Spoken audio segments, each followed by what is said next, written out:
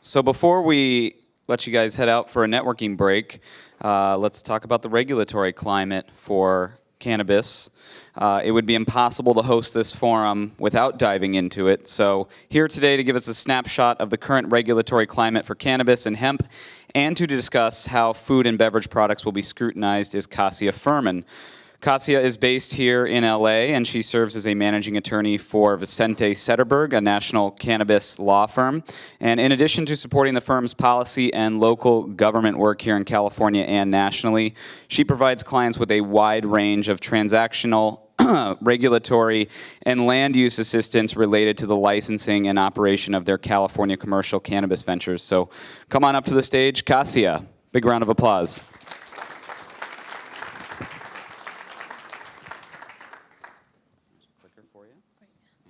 This if you'd like it. Okay, great. Yep. Hi, everyone. It's great to be here today. I'm Cassia Furman. I'm a partner with Vicente Sederberg, and I live right here in Santa Monica, so welcome to everyone who came from out of town. Our firm has offices in Boston, Denver, and here in LA, and we are a cannabis-specific law firm, but also do a lot of work in the hemp space.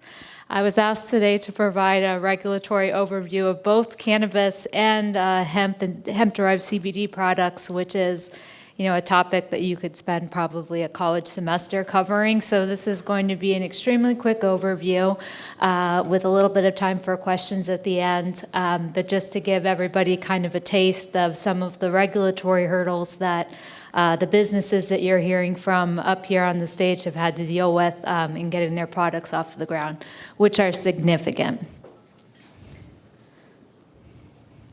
So to start things off, there's two product streams that we'll be talking about today. One is the cannabis product stream, which is the most regulated category, and the sort of impetus for the popularity of the hemp-derived CBD products in general. Hemp is distinguished from marijuana as defined in the CSA somewhat dubiously, and the definitions around these items can be a real source of confusion in talking about the product streams, especially in that you'll see both cannabis-derived CBD products, which are regulated like cannabis products, as well as hemp-derived CBD products, which are regulated under the 2014 Farm Bill and other regulations differently from cannabis. So the definition of hemp that we're using is industrial hemp grown under the currently the 2014 Farm Bill, or lawfully imported hemp that's less than 0.3% THC dry weight. That is a very low THC product. Hemp is a variety of cannabis sativa, as is the high THC product that we now know as marijuana. And I think part of the confusion with the definitions is that, marijuana is the term that's used in the Controlled Substances Act, but cannabis has really become the preferred nomenclature for this product line. In California, for example, we use the word cannabis to describe marijuana products, and the term marijuana has kind of fallen out of favor, to be honest, in no small part because it is associated with federal prohibition and other negative connotations, the drug war, and a lot of bad stuff that's happened in the past. So I refer to marijuana as cannabis throughout the presentation, and I think you'll hear that more often in California, but it's interesting if you go to other states like Colorado, where I used to live and work, everybody still uses the term marijuana in both the regulations and kind of, just talking with friends. So that's to provide some context.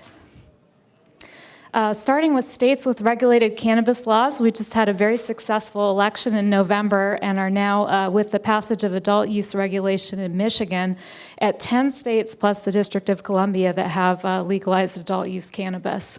Another 22 states have comprehensive medical cannabis laws, and pretty much all of the remainder of the states have some kind of law, although they vary significantly, recognizing the medical benefits of cannabinoids.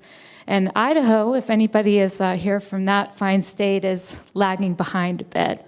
The broad support for cannabis legalization has been overwhelming in the past, really 10 years, but going back to the first adult use legalization in Colorado as the result of that successful campaign. We had the adult use stores opening in January of 2014, along with Oregon and Washington.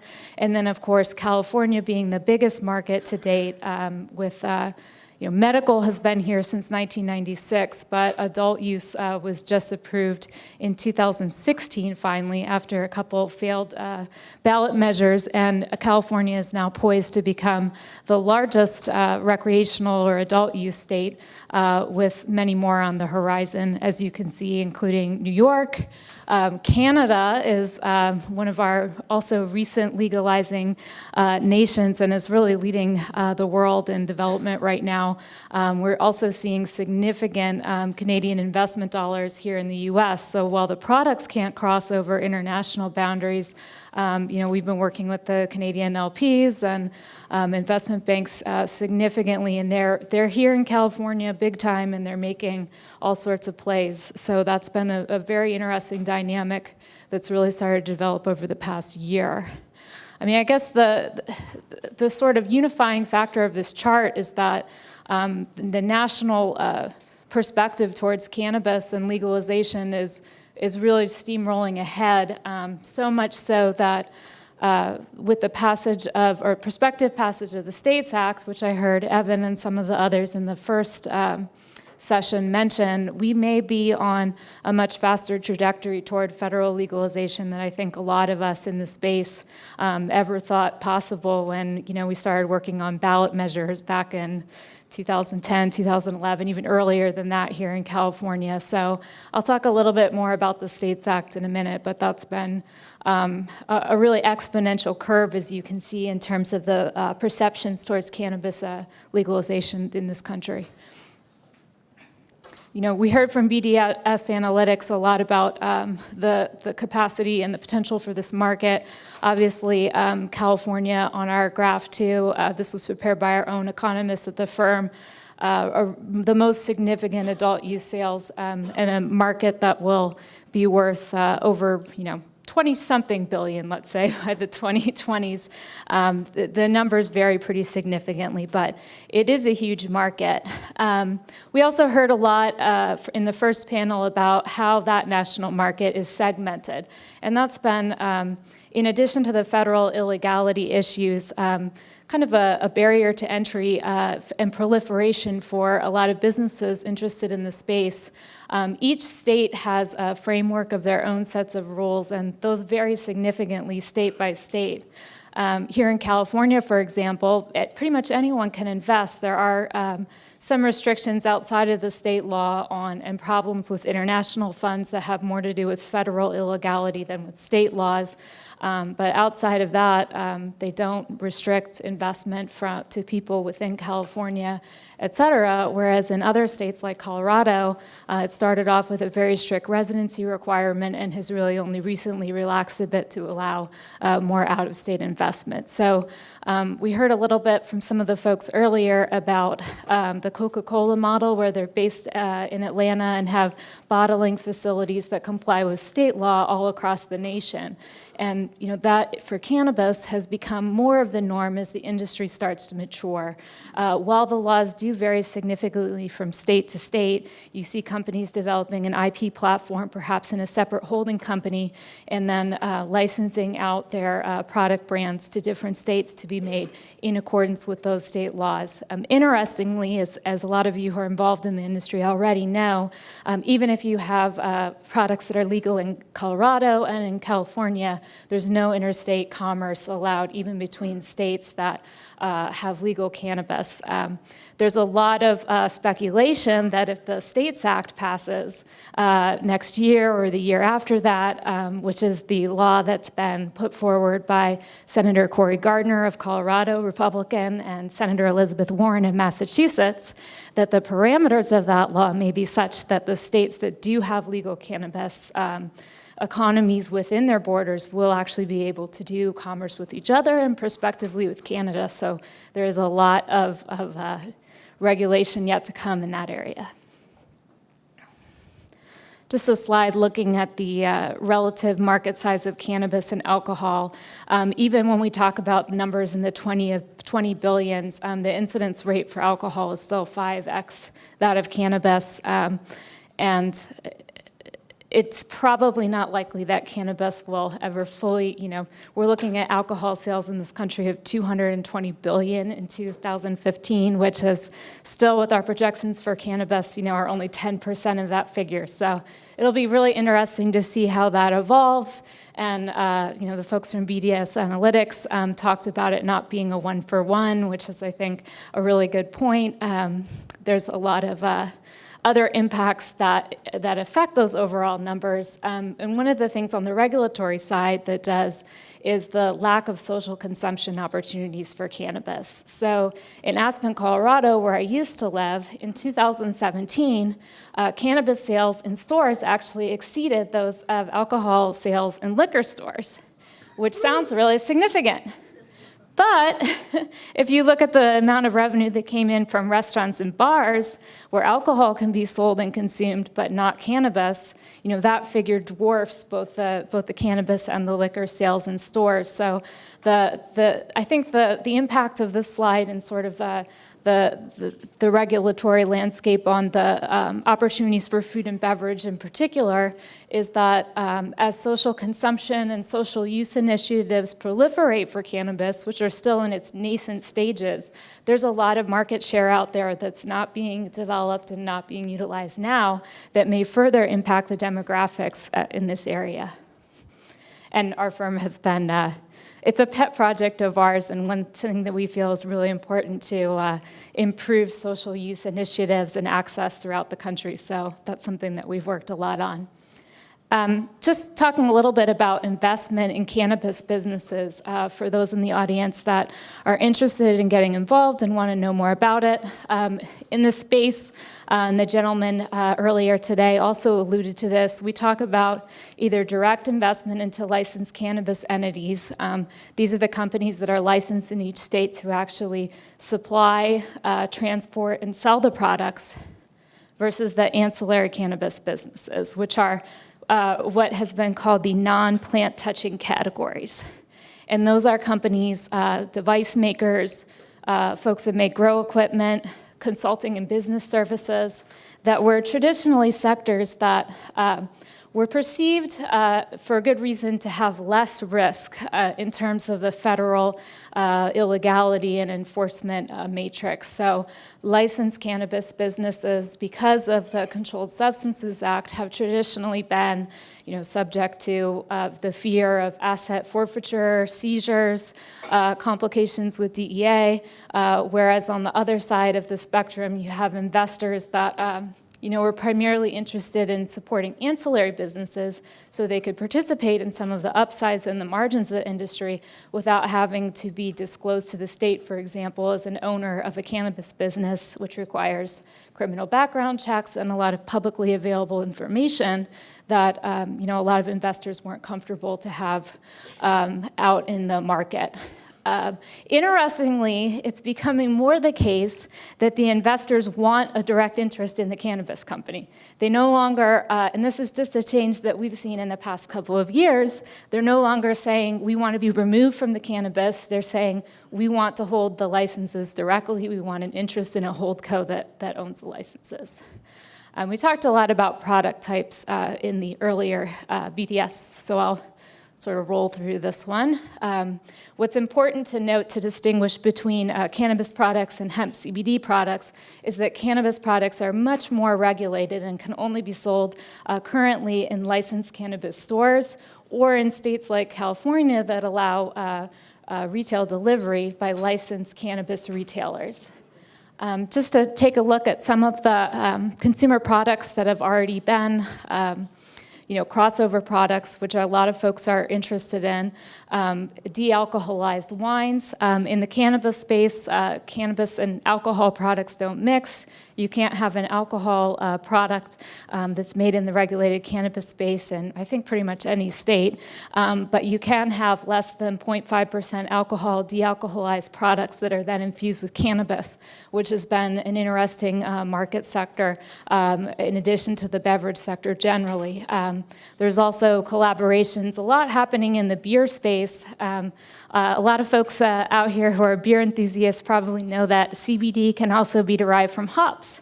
And the beer market is, well aware and familiar with terpenes and other good stuff that are found in organic compounds. And there's been some interesting collaborations with hemp and beer. The Hemper beer, one with Lagunitas and Supercritical that were Absolute Extracts, which is a really well-known manufacturer based out of Santa Rosa here in California, infused their terpenes into the Lagunitas beers, and then in turn, Lagunitas took some of their hemp terpenes and infused them into the Absolute Extracts products. So just some fun stuff there. A snapshot, again, I mentioned cannabis and alcohol restrictions. For those of you in the beverage space, it's been a really difficult field. There's a lot of perception and fear around mixing the two product streams. And so originally in California, for example, they wanted to say that no one could own an interest in a cannabis company who also owned an interest in an alcohol company. And these are the kind of over-regulations, I think a lot of people would agree, that come up pretty often in the cannabis space where there's an attempt to solve a problem that probably doesn't exist already. And we're still dealing with with the latest round of regulations in California, a new restriction stating that licensees would not be able to sell or transport cannabis goods that are labeled as a wine or an alcohol, any kind of term that's traditionally associated with alcohol, to avoid the misperception that it's an alcoholic product, which these products are already labeled very clearly on the label as being de-alcoholized, and it really kind of ignores the fact that consumers, I think, are a lot savvier than the regulators give us credit for. Just to run through some of the risk factors and difficulties from the regulatory side of participating in the cannabis market. Obviously, federal illegality is the first one, but we hope with the prospective passage, or at least lobbying through in the next year or a few years of the STATES Act, that that may start to become something in the past, which would be pretty amazing in this space. Products liability is an area that kind of has still yet to really be developed and understand the full impact of that, largely due to the fact that cannabis products aren't yet regulated by FDA. There's also just general business operational issues with banking, insurance, investment, pretty much anything you name it. It's been a primarily cash-based economy, and even though as we see a lot of cannabis companies in state legal markets finally being able to obtain banking, the banking is still not, you still can't go out and get a commercial loan for your business. There's also, going back to the sort of state-by-state matrix issue, different regulations between the states on DUIs and other good stuff. I'm going to move on to the hemp CBD market because we've all learned everything about cannabis regulation by this point. So we heard the Evo guys talk a little bit about the difficulties that they had with advertising online, and I think that's a great tableau to kind of talk about the regulatory uncertainties around hemp-derived CBD products in particular. It's the fastest growing segment of the probably the hemp market. I don't know if that's actually correct, but I'm going to just throw that out there as a fact. But you see it everywhere. Everyone wants to have hemp-derived CBD. It's everywhere in California. It's one of the hottest product streams all over the country. And it's very difficult to determine whether it's actually legal or not.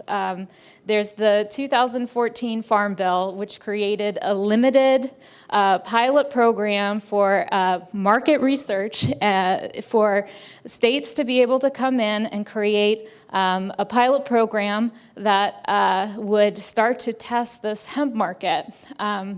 The 2014 Farm Bill had some limited exemptions from the CSA for participants in those programs. Those programs have since proliferated all over the country, although notably California does not yet have a Farm Bill compliant industrial hemp program, but it will very soon. But as all of the products have developed and have become widely available in all sorts of different states, and as CBD isolate from Colorado has been sold all over the country, hemp and CBD has been imported from many nations through imports. The DEA and the FDA and the USDA have never really gotten on board. They haven't recognized the fact that the Farm Bill, really exempted CBD from regulation under the Controlled Substances Act in states with agricultural pilot programs. So their position is that CBD can be sold in interstate commerce for marketing research only, but not for general commercial activity. And that's from only in states with agricultural pilot programs and not in states that prohibit the activity.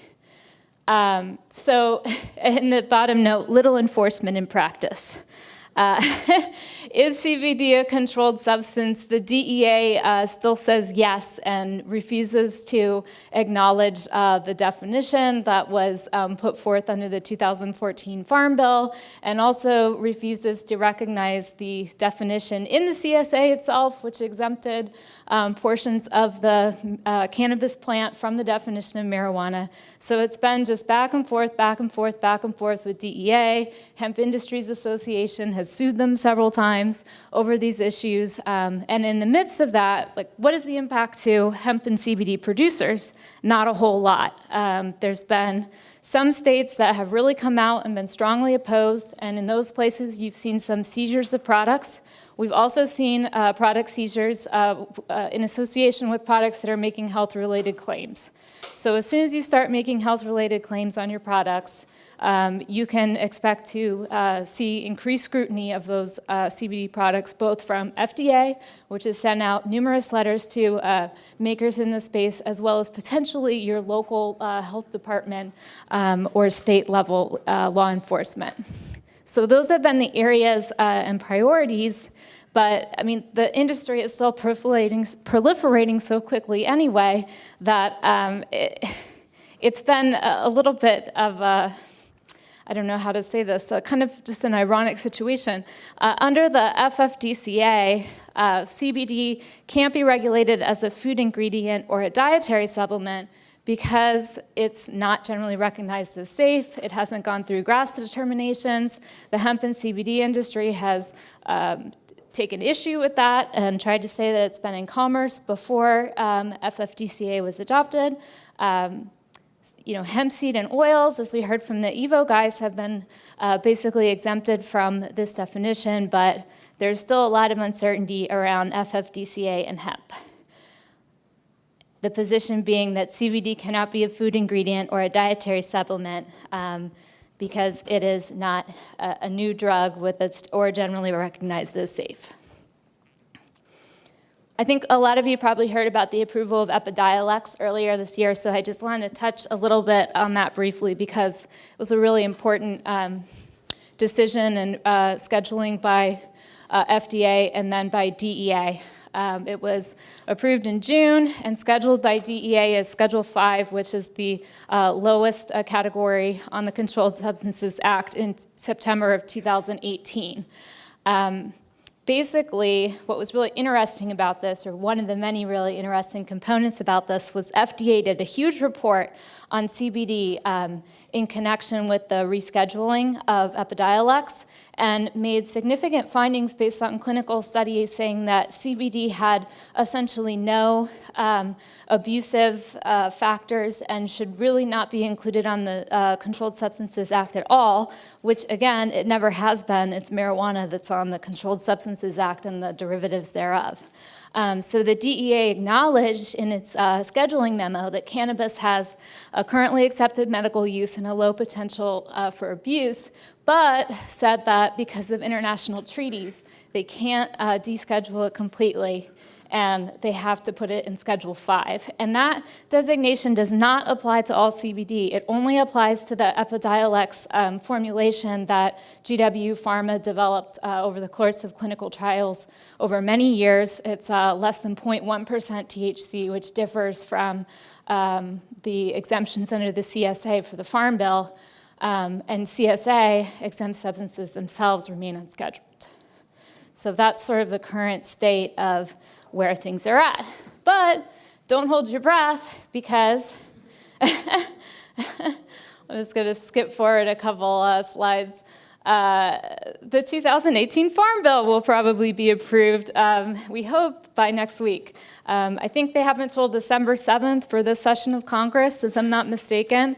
And the last we've heard out of DC from Vote Hemp and other groups that have been working on the issue is that some of the other issues with the Farm Bill have been cleared up that had nothing to do with hemp, and it is expected to pass this session.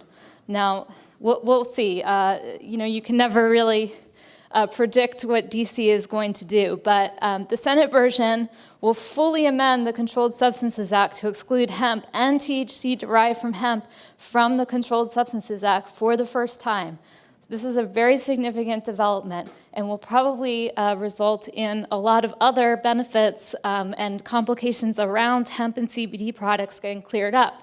It does not amend the FFDCA, which is, the GRAS determination and the use in food and dietary supplements issues.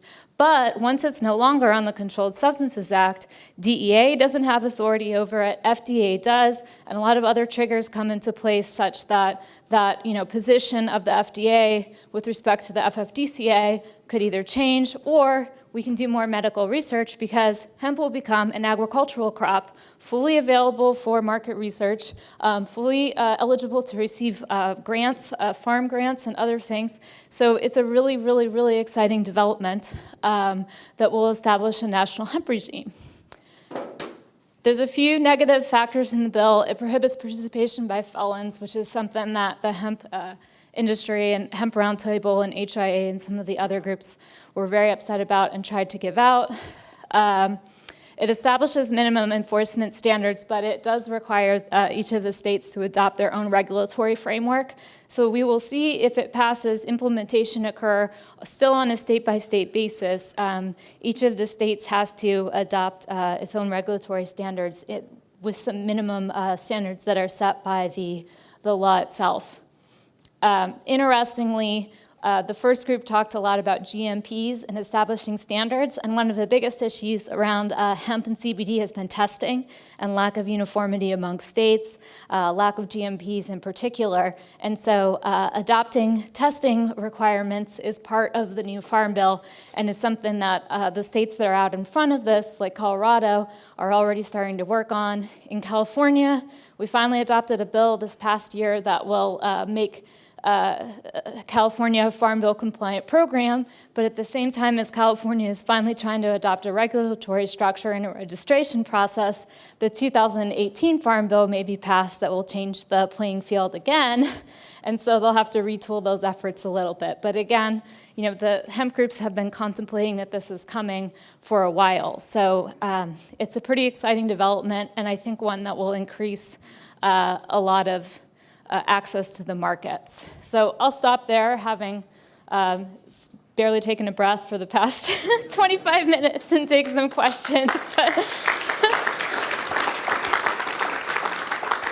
I think we will have somebody floating around the room with a microphone in the back there. I believe Brad is going to grab a mic from the back. So if you guys have questions, and I'll just kind of kick us off. I mean, Sure. you talked about the loosening of the restrictions across the board. I guess if you had to guess, what is the likelihood of, the federal legalization of cannabis? Indicators that from our lobbyists in DC think it's 50-50 for 2019 to pass the States Act, but obviously everything in DC is pretty destabilized right now, so it's tough to predict what's going to be a legislative priority for 2019. But there is a commitment by Trump that he will, not deter the passage. So if it doesn't get through in 2019, there's a lot of expectation that 2020 would be a successful year after the next election round or leading up to it. Yeah. Are there any questions out there in the audience? Am I seeing any hands? There's one over. There's two over here. Brad, one right there.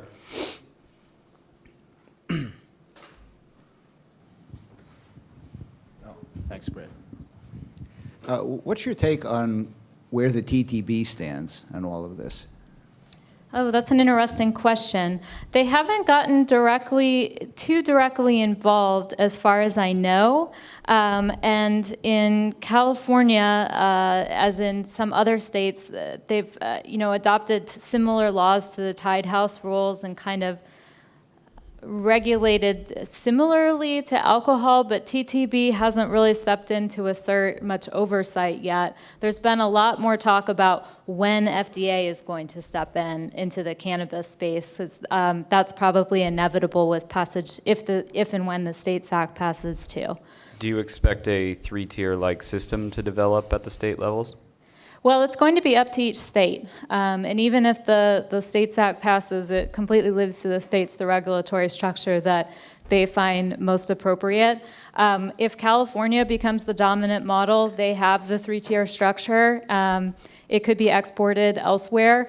The other states that came before California didn't really go that direction so much, but we do anticipate that California, for better or for worse, will become a regulatory model for other states just due to the dominance of the industry here and the fact that other people need to export. Everybody wants to have their brands and needs to have their brands here. So the regulatory structure here makes sense to some extent to be proliferated elsewhere. However, California has the most complicated regulations in the universe. So I don't really recommend that, but I think the three-tier structure works pretty well. In cannabis, as opposed to alcohol, and this maybe is a little bit responsive to your question, sir, as well, there is a three-tier structure, but you're not prohibited from participating in all of those tiers. So a supplier or a wholesaler can also be a retailer or a transporter, et cetera. So it's been a little bit more permissive.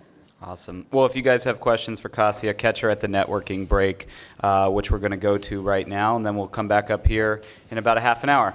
Thank you.